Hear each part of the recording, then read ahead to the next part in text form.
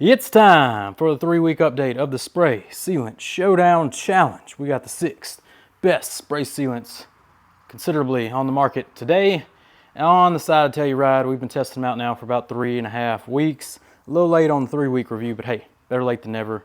I had to download and process the process and all the information that Reggie gave me on Friday's Cleaner Cast before we did this one. Very important. So, you know, we've been using Zephyr Labo Cosmetica's Bucket Wash Hyper. Notice it says Hyper Concentrated Shampoo. We've been using the foam cannon, so we've tried it a couple times. Amazing foam because it's a hyper concentrate. So we've been using about a 20-to-1 dilution last time, and the bucket dilution for this soap is about 800-to-1. So 20-to-1 coming out of a foam cannon, depending on your water and your pressure washer, is about 80-to-1, 100-to-1. So we have been putting quite the dilution of Zephyr through the foam cannon onto our spray sealants. And I asked Reggie, since he was coming on the podcast, said, hey, you think this is affecting the spray sealants in any way? And he said, absolutely. The lubricants and the surfactants in Zephyr at that concentration, it's just overloading the surface. So today's video, we are going to try and cleanse all these coatings and do them some justice, make them look a little better, because they should still be under all the lubricants and the surfactants we possibly left on the surface. Now, I'm not saying that's completely what's been happening, but Reggie said this could definitely be a factor. So today we walked through some processes of how to fix this problem, and he told me to whip up an IPA batch, which we did here, about 3-to-1. We're going to cleanse as normal, snow foam, rinse, cleanse the surface, then we're going to bucket wash, and then we'll spray a little IPA on there, and if it reacts, if you still see bubbles coming after with the IPA on the surface, that means that surfactants are still on the surface. That'll cleanse it, and then we rinse it off. We'll do maybe a wet towel wipe down as well, and see what we're looking like in week 3. So for the foam cannon, we're busting out some Griot surface wash. Good stuff. I've never tried it.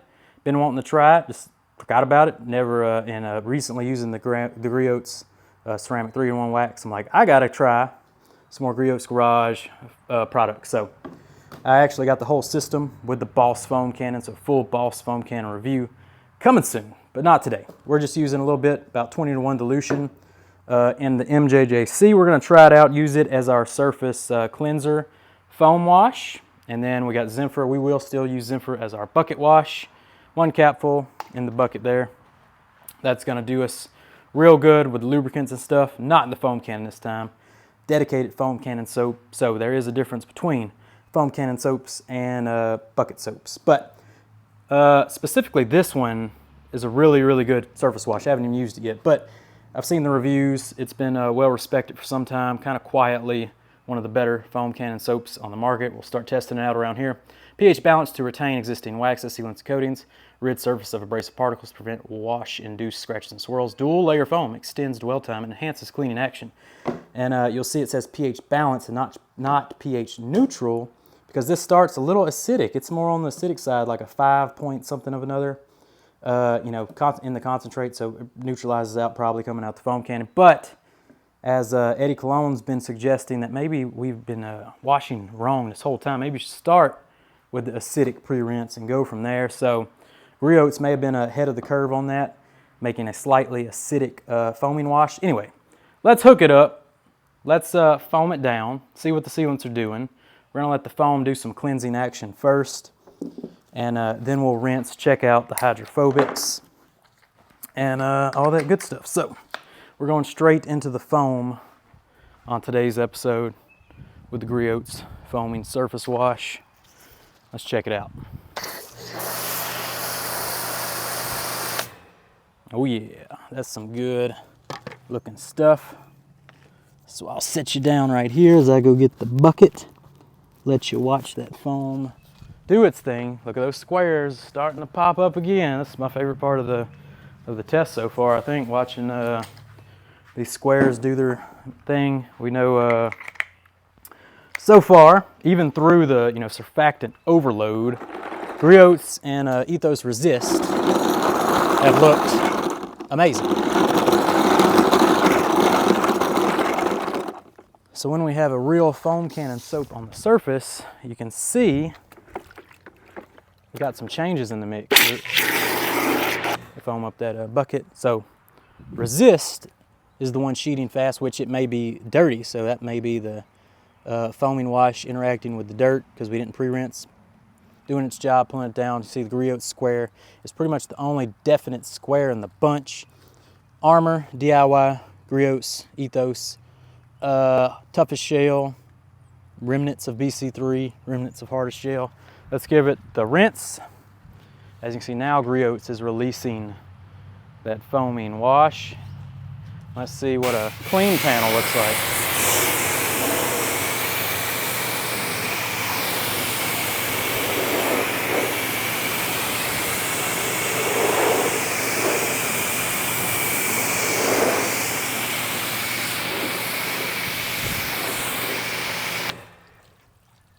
Looking pretty flat, definitely at the beginning here. Look who prevails though. Griot's doing the dang thing. You see a little bit of armor coming out, but let's do a contact wash real quick now that we've knocked off the grit. And we'll continue from there. So Zimpher, as intended with the bucket wash, super slick, super lubricating. So we cleanse that surface. Now we'll pick you up.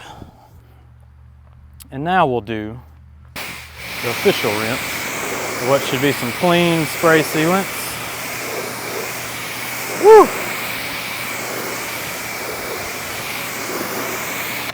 Week three was rough. It was rough. Definitely a lot of rain. Griot standing tall.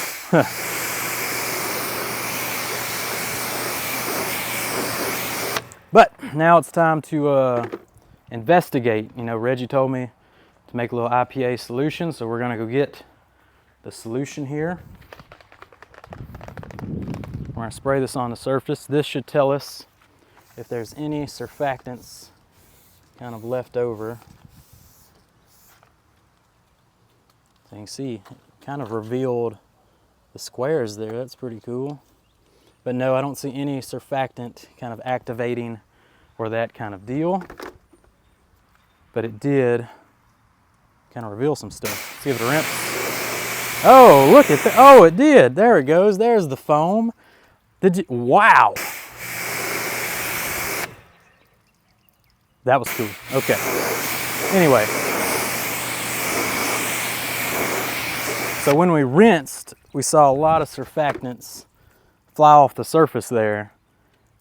Definitely helped out resist some. I saw toughest shell bounce back real quick. And definitely bounce back Griots. I'm gonna go get the water spot remover. That was pretty, actually let's do one more round of this because there was a lot of foam that came off the surface there.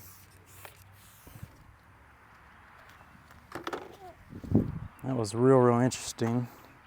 So you can still see armor square still there. I still see it. Okay. So look at that.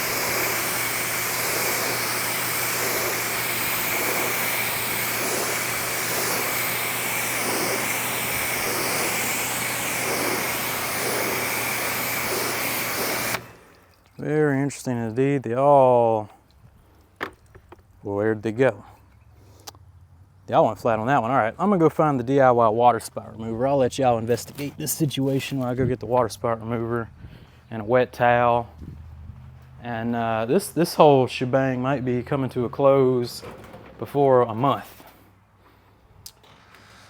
Okay, got the DIY water spot remover. Got some creaky cabinets. Give me a nice towel. All right, let's try and bring back what we can here. Let's overload them up there.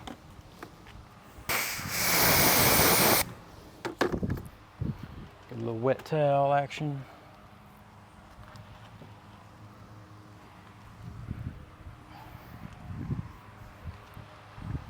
So, I mean, they're all looking pretty rough rolling into week 4. So, I mean, you can still see some squares popping back up though. But like, do they all just suck? You know what I mean? Like, Maybe they just don't like Kia Telluride paint. Here we go, let's give them a rinse.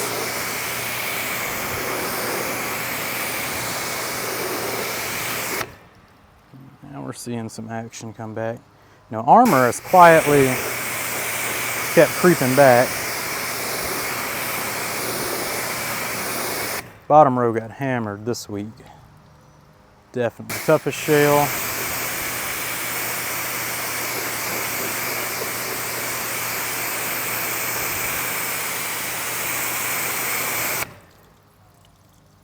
Coming back. Griots looking the best for sure.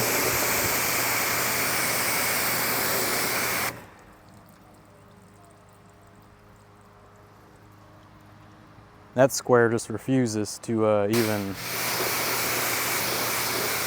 take a hit.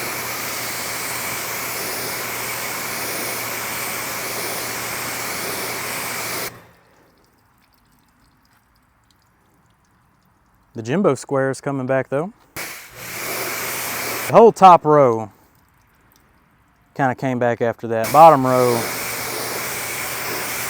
if you sprinkle resist, it comes back. But if you flood it, you know, it makes it square too eventually. So, did the bottom row dirty. You know, it is what it is.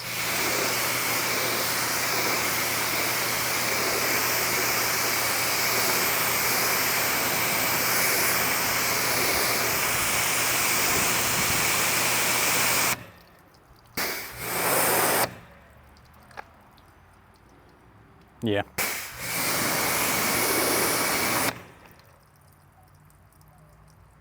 So top row sheeting, real good. Griots look good through this whole round. There you go. That was real interesting with the IPA solution knocking off the surfactants, and then we hit it with the water spout remover. Top row came back significantly better than the bottom row. Square wise, when they're about dry, you can't really see anything. A lot of you have been asking about, you know, gloss and slickness. We kind of went over that in episode 1. They're all going to add some gloss, all going to add some slickness, and I told you which ones were the slicker. So if you missed episode 1, you go back for kind of my opinions on the initial gloss and slickness reports. At this point, they're too faded to compare. I don't see any jetting effect or anything like that. But there you go. That's kind of the test going into week 4. Now if we stand really far back, and hit them with just enough water, these two look good and the top row look good. So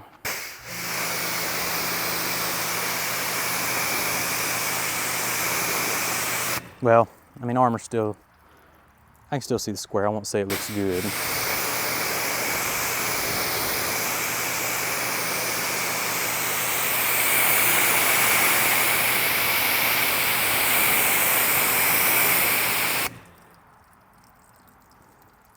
Interesting.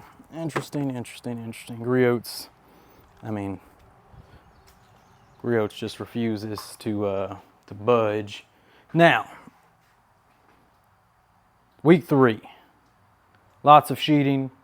Are any of them looking close to day 1? No, I wouldn't say so. Griots is the closest. I think Jimbo's toughest shell. Definitely kicked back a little bit.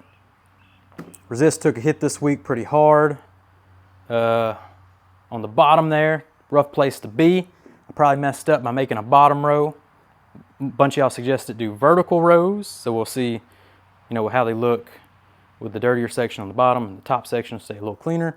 Probably better comparison, but you know, live and we learn. So maybe next test we'll do long vertical rows. You know how it is with these tests. It is what it is. Anyway, back row came back a little bit. Griots looking the best so far. We fixed, I think, the surfactant problem with a Zimpher. Foaming surface wash did amazing. That's week 3 for you people. Not to drag it on, but you know, these are pretty tough to judge at this point. You could easily say, you know, Griots is just the standout winner of this bunch. But we're gonna probably go to week 4, and yeah, we are gonna go to week 4 and see what they're looking like after the next one. It's you know, it's already getting pretty close to being over, and you know, these water-based spray sealants kind of are what they are. Are they anything incredibly game-changing? I don't know. But they're great drying aids, give you a great topper for a top coat for any base layer. And if you actually use a drying aid, you know, they're a great base layer. You can use whatever as a drying aid, like ceramic gloss, great drying aid. Any of them, great drying aid, you know, really. Rio's a little thicker, but all right, that's all I got. Done rambling. Water-based spray sealants. We'll catch you next week on episode 4. Hopefully no more overload and sprag problems, that kind of deal. That's all I got for this. Catch you on the next one.